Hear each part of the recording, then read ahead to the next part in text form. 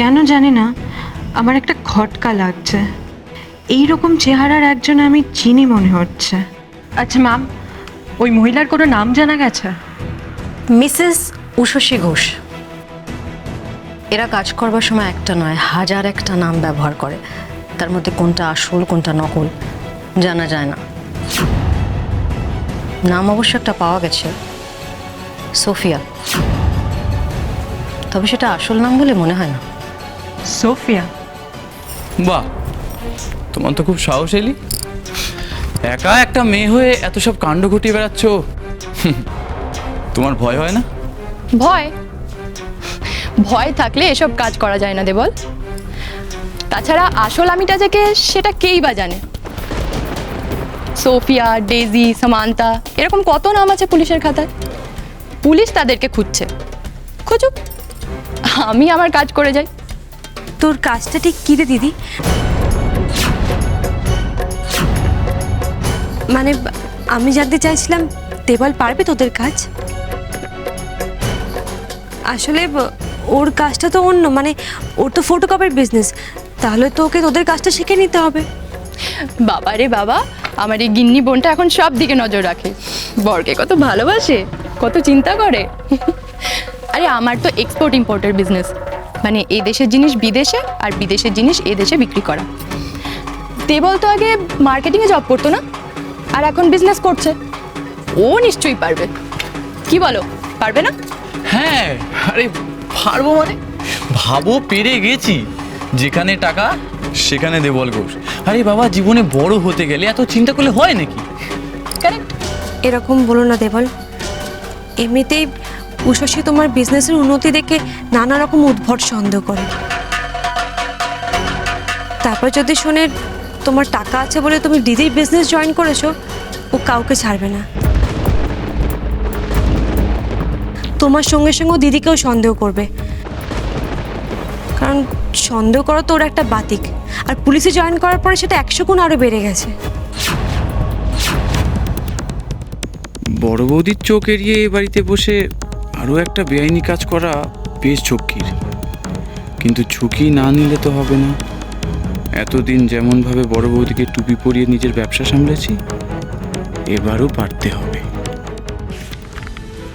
বুঝলাম ম্যাম, এইভাবে সাধারণ মানুষকে, আইনি ব্যবস্থা ও প্রশাসনকে ঠকিয়ে এই র্যাকেট বেআইনি ব্যবসা করতে চায়। তাহলে তো সৎ ব্যবসায়ীরা দিনের পর দিন মার খেয়ে যাবে, সেটা হতে দেওয়া যায় না। আমাদের কিছু একটা করতে হবে ম্যাম, আর খুব তাড়াতাড়ি।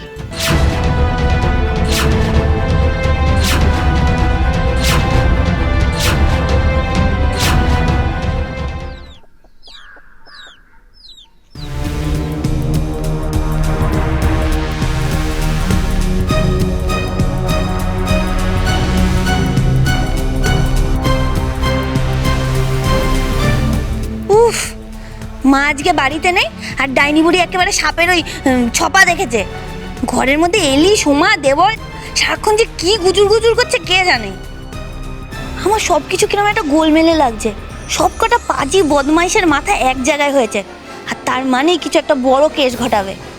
আমার কি, আমি তো সুযোগ পেলে যাকে পাবো কেস খাইয়ে দেবো।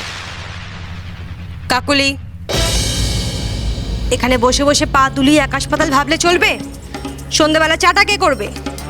সব কাজকে আর বলে বলে করানো যায় নাকি? সন্ধে হয়ে গেল, বাড়িতে এতগুলো লোক, এক্ষুনি সবাই চা চা করবে, কে সামলাবে তখন? আমি জানি না কে সামলাবে। চাচা করুক আর লোকে কাকা করুক, আমার কি তাতে? যত সব সব তো তোমার লোকজন, তোমার ঘরে বসে আড্ডা মারবে আর আমাকে কাজ করতে হবে না, আমি করবো না। যত সব মা নেই বলে হুকুম করে যাচ্ছে, তোমার হুকুমের নৌকা একেবারে পাড়ে উঠে এসছে। কি হলো? চা করা নিয়ে এত রাগারাগি কেন করছো? শুধু চা না, আমি অনেক কিছু নিয়ে রাগারাগি করছি। আচ্ছা ঠিক আছে, আর রাগারাগি করতে হবে না, আমি ফ্রেশ হয়ে চা করে দিচ্ছি, কেমন? বদি তুমি, আমি রাগের মাথায় খেয়ালই করতে পারিনি। তুমি এত তাড়াতাড়ি অফিস থেকে ফিরে এলে কি করে? ও, আমি বুঝতে পেরেছি, মা নেই বলে তাড়াতাড়ি চলে এসছো না। আসলে তুমি তো এবাড়ির বড় বউ, তা সব দিকে নজর রাখবে, তাই জন্য না। ওমা, তা কেন? বাড়ির সবাই তো আপনজন, আপনজনদের উপর কেউ নজর রাখে নাকি? এই সংসার তোমাদেরও, তোমরাই সব দিকে নজর রাখবে আমি জানি। হ্যাঁ বদি, আমি সবসময় সব দিকে নজর রাখি জানো তো। আমিও তো ওই যাকে বলে হাফ পুলিশ না, গোয়েন্দি। রাখবে না তাহলে? বাহ, সে তো ভালো কথা। অন্তত এই বাড়ির লোকজন তোমার সন্দেহের হাত থেকে তো মুক্তি পাবে। আমি তো ভেবেছিলাম সন্দেহ করাটা তোমার একটা রোগ হয়ে দাঁড়িয়েছে, কাউকেই তো ছাড়ো না। ছোট বৌদি,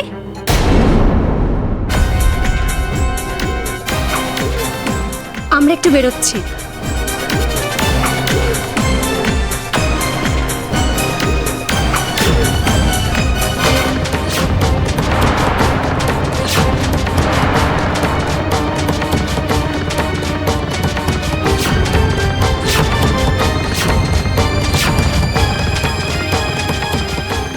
হাইবার সোমা, তুমি তো হেভি সাজগোজ করেছো। যদিও আমাকে টক্কর দিতে পারবে না, কিন্তু এরম সেজে তুমি মানে নড়তে চড়তে পারবে তো? আবার হুমড়িকে পড়ে যাবে না তো? মস্করা করছো তাই না? মেজে বৌদি, তুমি আমাকে তোমার সাথে তুলনা করো না। কোথায় তুমি আর কোথায় আমি?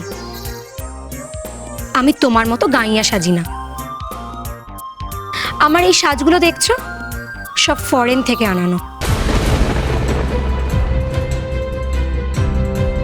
হরিংমাল, হাই সাবাস, কোথায় পেলে গো? হ্যাঁ, তা বিদেশি জিনিসপত্র তো অনেক দাম হয় তাই না? হ্যাঁ ও সোমা, বোন আমার, আমার একটা দাও না গো। আমার অনেক দিনের শখ জানো তো, ফরিং মাল দিয়ে সেজে গুজে পাড়া ঘুরতে বেরোবো। অফকোর্স কাকলি, আমি তোমাকেও দেবো। হ্যাঁ, আনো। হাই সাবাস, বদি দেখো, এগুলো বিদেশি। হ্যাঁ, অনেক দাম হবে না? তুমি আমায় এমনি এমনি দিয়ে দিলে তো, মানে ফ্রিতে? বাবা, এমন করে বলছো যেন ফ্রিতে না, তুমি কত টাকা দিতে?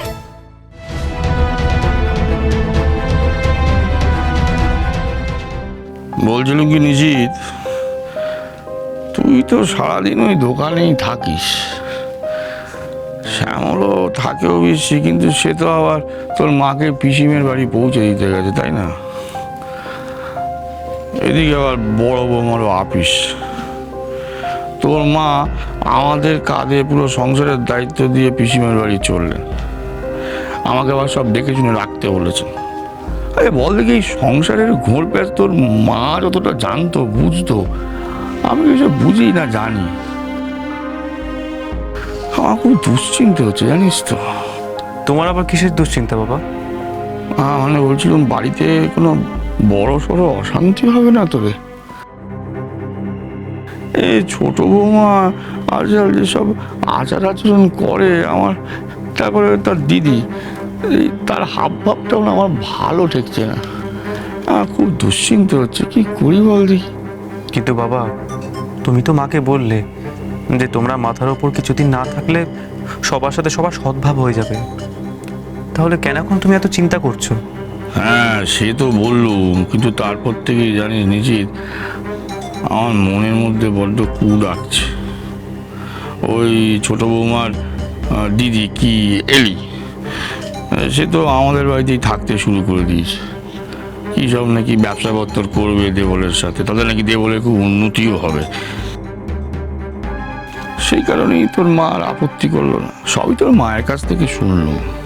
কিন্তু ওই মেয়েটি কেমন, এই বাড়িতে থাকার উপযুক্ত কিনা সেসব তো আর যাচাই করা হলো না। আমি বলি কি নিশ্চিত, বড় বৌমাকে বলিস একটু নজরে রাখতে, বুঝলি?